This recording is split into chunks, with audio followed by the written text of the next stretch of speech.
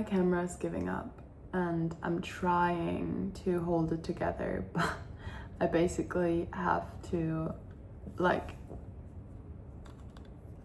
put some sort of like thing in between to get the battery all the way up where it needs to be, and then tape it so this holds it in place. And even now, like, it's not properly turning on anymore. I'm on an island for like the next 5 weeks and my camera is breaking down, and I have so many things that I wanted to film here. Also, just in general, means I need to get a new camera, and then I knew I, needed to get one soon, but it would have been great if it would have lasted until we're back on the mainland, because there is no way of getting a new one here. I mean, I can use dry Sony, but it's just very different.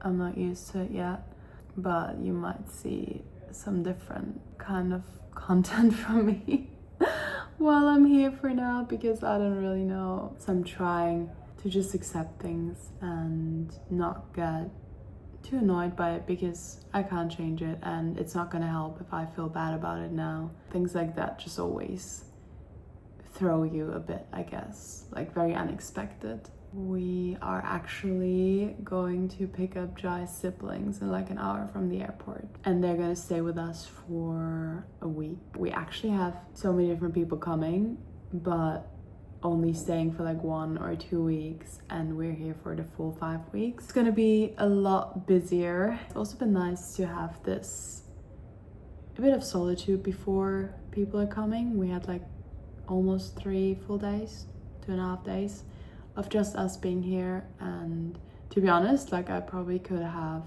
had like 1 or 2 weeks of just us being here, just because I love being in my own energy and not having too many other people around at home. Like, I love having a place to retreat to and where I know I can find stillness and peace. Even though I love being social and living with people, it always feels like harder because there's always someone else in your space. I'm still gonna try to prioritize recharging and having time for myself, because I know if I give myself that time, I will be able to show up a lot more in all of my relationships and any social situations, and I'm gonna enjoy myself a lot more.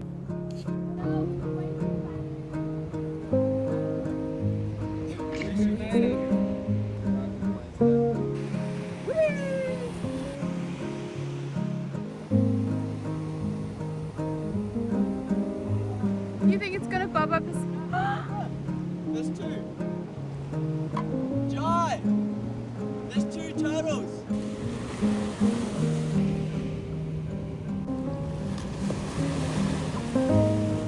Ah, sit down.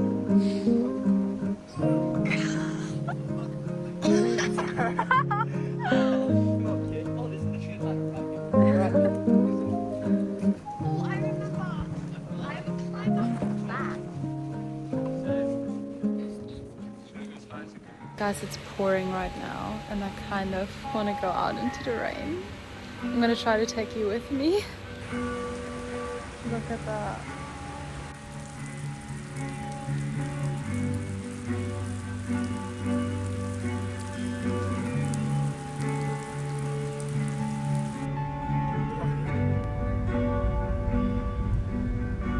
We are getting some canoes today and it's a beautiful day for it. I actually got sick the last 2 days, especially yesterday. I was just in bed the whole day.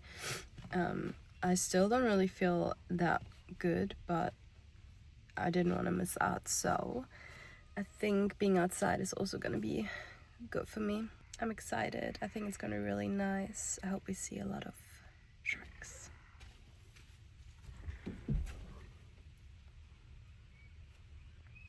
What are you waiting on? I just told them what we're doing. Oh, yes. Also, I'm so sweaty. It looks like my face has been drenched in water. Oh my gosh. Yeah, no.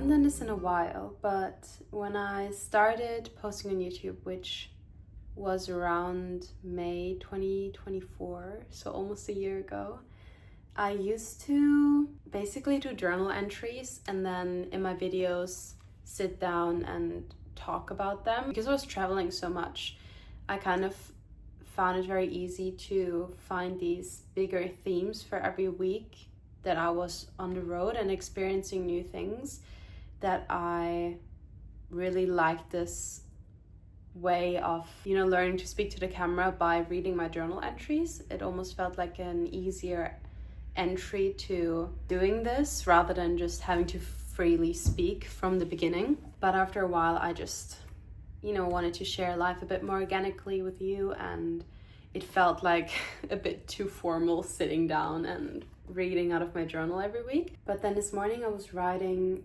and I really would love to share some of the things that I wrote down with you. What I wanted to talk to you guys about is the idea that good things need to take time. You know how you would just tell people, or people would tell you that, don't worry, good things take time.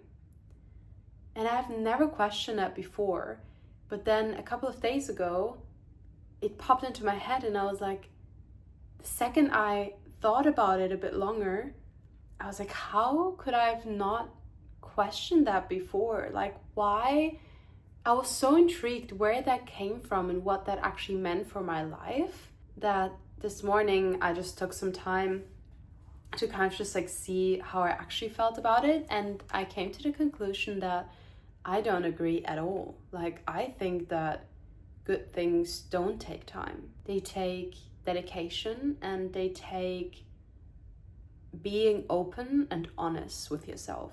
In our society, there are these core beliefs that no one really questions, yet there's also no real proof or scientific proof to why those core beliefs should hold any weight in how we live our lives or in our daily decisions.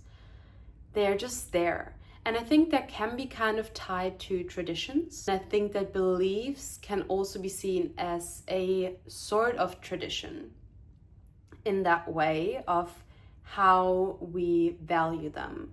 Things like good things take time. I don't even know where I heard that from first, but I just know that I've heard it from multiple people, and I have said it to people as advice too. And it's just such a funny thing that there are so many beliefs that are so deeply rooted in our society and get passed down from generation to generation without being questioned, even though we now live in a society where everything almost needs to be proven scientifically, because it is possible to prove so many things that a lot of people request and demand proof for anything that you say. But we never look at those core systems or beliefs that are in place, because we don't even acknowledge that they're there. Like, we don't even are consciously aware that they're there until we are. But who's going to make you aware of that? No one. No one is going to make you aware of that unless you have a friend or family member, who understood that for themselves and then is telling you. And even if they are telling you, it doesn't mean that you actually become aware of it. I feel like a lot of the things that I have learned and that I see as huge moments of growth for myself have come from within me. It's almost like when your parents tell you not to do something, not to try something, because they have experienced it and they feel like they know better, they want to protect you, but you still try because you need to experience it for yourself. And I think becoming aware and becoming more conscious is something that people can tell you about, I can tell you about, but in the end, you need to experience it for yourself to truly understand it and to truly grow from those lessons. I basically think that believing that good things take time comes from a place of not feeling worthy of those good things. So when these things, these dreams that we have wished for so long, they actually are presented to us, we then push them away, or we hide out of the fear of actually achieving those things, or becoming who we are meant to be under the disguise that it can't be real because it was too fast. But then how do you measure what is too fast? Like, how can you put a time limit on when it is acceptable for something to come into your life, or for a dream or a goal to be achieved? How can you put time on that? Like, you can't, because first of all, we are so individual and so unique. Two people could have the same goal, but the time and how they get to that goal is going to be completely different. You can't compare those things. And you wouldn't even give yourself like an appropriate time frame where you would be like, oh, now I feel comfortable with that thing coming into my life because it doesn't feel so fast, because we don't even think about that. I honestly believe that saying good things take time is an excuse because you're not ready to face yourself and you're not ready to actually be the person that you want to be. Like, you're standing in your own way, using time as a way to excuse not being ready to have those things in your life. It's basically just going to propel you in a totally different direction because you're pushing away what you have been wishing for. And you're not going to stop wishing for that. You're just going to want it harder because you've rejected it and you have seen how close you were to getting it. So it's going to create so much more conflict in your mind because this part that wants that and knows you're worthy of that is going to push for it. But if you're going to push against it with the excuse that it happened too fast, you're gonna make yourself so unhappy, and you're never really truly gonna end up where you could be or where you want to be, and you know you could be, like deep down inside of you. And what if you then at some point feel like you're ready or enough time has passed, but then that thing is gone? Like, how do you know if something is presented to you? How do you know that it's gonna be there waiting for you once you feel like enough time has passed? If it's there and you're not taking it, you're not accepting it, you're not letting it in, there's no guarantee that it's going to be offered to you again. I am not a religious person. I have been a lot more spiritual in the past 1.5 years, ever since I dropped out of med school and moved to Australia and was kind of surrounded by people who are a bit more open-minded to spirituality and, thinking outside of the box a bit. But I do believe that there is something bigger out there, like bigger than us, bigger than me. I wouldn't call it God, but I just call it the universe. You can call it God, you can call it energy, you can call it whatever you want to call it. In the end, I do really think that it all comes back to the same thing, that we are here, but we're not the biggest thing that's here. And I truly believe that we are on earth to learn the lessons that life gives to us, and to grow and to become more aware and to become more conscious, and to spend time with ourselves, questioning things, questioning how our world functions, questioning ourselves, how we function, and then getting as close to our highest potential that we can. And I do really, really believe in timing. I really believe that if something is presented to you, there's a reason for it. There's a reason for that timing. That's not a coincidence. I don't think that there is anything that actually happens as a coincidence. Let's say you're eating out at a restaurant and you order your favorite food and it comes after 3 minutes. And the waiter brings it to you and you look at it and it smells amazing, it looks amazing, you have been wanting to eat this for so long and it's finally there. But you look at the waiter and you're like, why did it only take 3 minutes? How come it got out so fast? Like, you're getting suspicious. And the waiter doesn't really tell you anything because the waiter here is just the source that brings it to you. So you then feel like, oh, I don't really want to eat it. It came too fast. And then you can either, let it sit in front of you until it gets cold and you decide you really want to eat it. and then you can eat your food cold, or maybe even spoiled if you wait too long, or you send your food back to the kitchen. And if you send your food back to the kitchen, they are gonna offer it to someone else, because they wouldn't let food get wasted. And that is something where I remembered reading The Creative Act by Rick Rubin.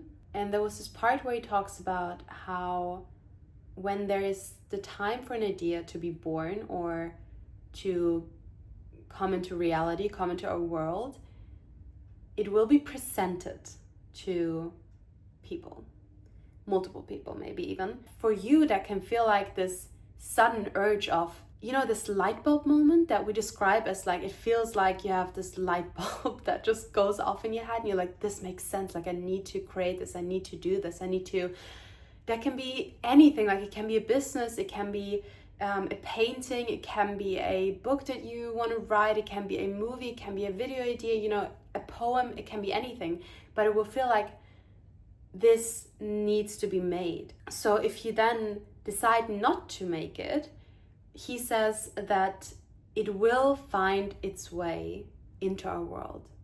And if it's not through you, you know, it's going to be through someone else.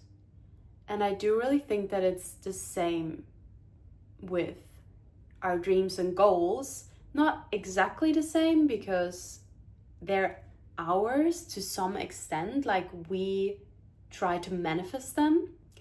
But I still think that if the universe gives that to you and offers it to you and you decline it, it's either going to get spoiled waiting for you to be ready, or it's going to be given to someone else.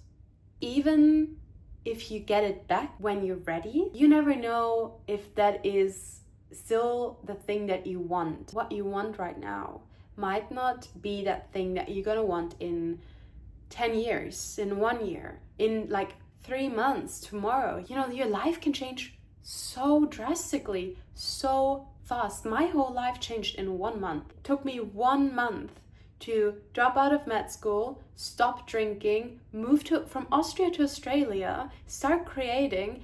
That was in like maybe 2 months actually, but most of it was in 4 weeks. I never once questioned if it was too fast. It felt right, and so I just did it. And that was the first time that I just did something, that I really truly just followed my gut, and I saw the opportunity that was in front of me, and I wanted it so badly that it was enough for me to be willing to take the risk, even though my logical brain told me to wait. I remember so clearly how I got back home from Australia and I was like, I need to live there. I had this feeling in my bones, but I got back and I was like, I'm gonna study until, you know, the end of the next semester, so for another 6 months. I'm gonna study, I don't wanna rush it, I don't wanna jump in something too quickly, whatever. I wanted to wait. And then I got back to uni, and on my first day, sitting in class, I felt this, my whole body was just like, you're not supposed to be here.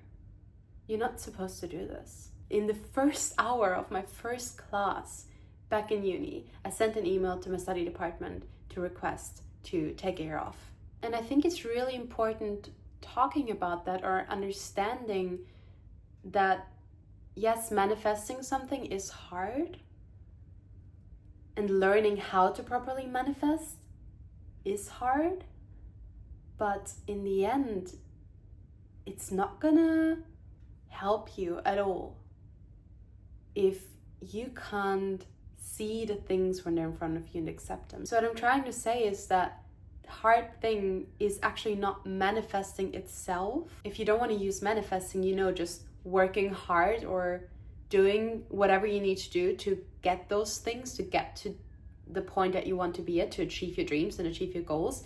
I think the hardest thing, like mentally hardest thing with yourself, is to accept those things and appreciate them and let them into your life when they're in front of you. Because I really believe that there always is a reason and a timing behind everything.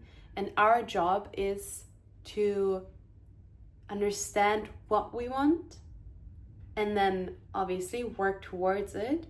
But the biggest thing that we have to learn is that time doesn't matter. And using time as an excuse will only keep you away from your dreams and your goals and the person that you know that you can be. Time is a secondary thing. It's not the main factor that we should judge things with, you know, how long it takes to achieve something. It can take a day, or it can take a year, or it can take 50 years, or it can take a month, or it can take an hour. Like, time isn't the thing that we should judge things by. If you feel like that good things take time, or if people tell you that, or if you tell people, maybe ask yourself why you think that way, and if you feel like you're actually worthy of having the things that you want in your life. And if you don't feel like you're worthy of it, then that is the core problem that you need to address and need to work on.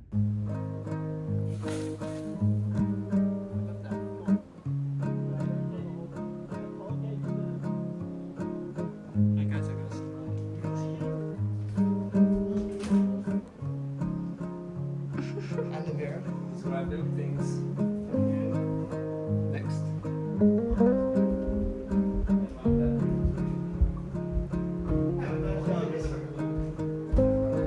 Every single